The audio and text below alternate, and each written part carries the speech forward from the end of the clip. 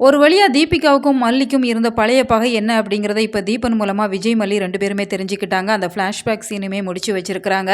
இனி வரக்கூடிய நாட்கள்ல பல அதிரடியான திருப்பங்கள் காத்து இருக்கு அப்படின்னு தான் சொல்லணும். ஏன்னா விஜய், மல்லிய பொறுத்தவரைக்கும் அவங்க என்ன தவறு பண்ணாங்க? எதனால தீபிகா அவங்க மேல கோவமா இருந்தாங்க? அப்படிங்கிற முக்கியமான விஷயத்த இப்ப தீபிகா மூலமா தெரிஞ்சுக்கிட்டாங்க அப்படிங்கிறதால, இப்ப மல்லிக்கு எப்படியாச்சும் தீபிகாவ பார்த்து பேசிறலாமா அப்படிங்கிற மாரி தான் நெனைக்கிறாங்க.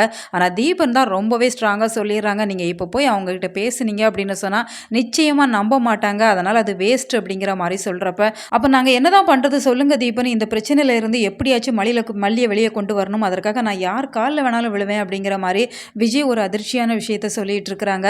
இதனால இப்ப தீபன பொறுத்தவரைக்கும் நீங்க இனிமே தீபிகா கிட்ட போய் பேசுறது வேஸ்ட் அப்படிங்கிறதால, அசிஸ்டன்ட் கமிஷனர போய் பாருங்க. நான் அவர்கிட்ட இந்த விஷயங்கள்லாம் எடுத்து சொல்லியிருக்கிறேன். நீங்க அவங்கள பார்த்து பேசுனீங்க அப்படின்னு சொன்னா நிச்சயமா தீபிகாவ இதுல இருந்து ஆஃப் பண்ணிருவாங்க அப்படிங்கிற மாரி அவங்க ஒரு சூப்பரான ஐடியாவ குடுக்குறாங்க.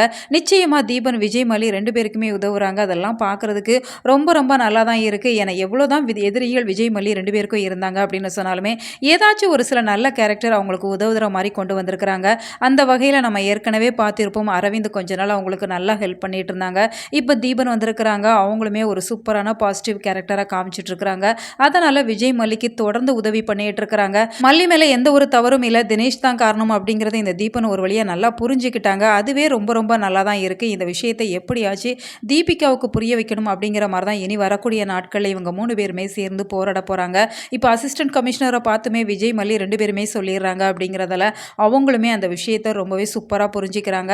இப்போ தீபிகாவையுமே வார்ன் பண்ணுறாங்க. நீங்கள் ஒரு தலையாக இந்த கேஸை நடத்திட்டு இருக்கிறீங்க.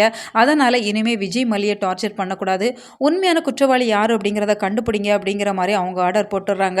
ஸோ தீபிகாவுக்குமே வேற வழி இல்லை. ஸோ இனி வரக்கூடிய நாட்களில் வேற லெவலில் சூப்பராக இருக்கும் அப்படின்னு நாம எதிர்பார்க்கலாம்.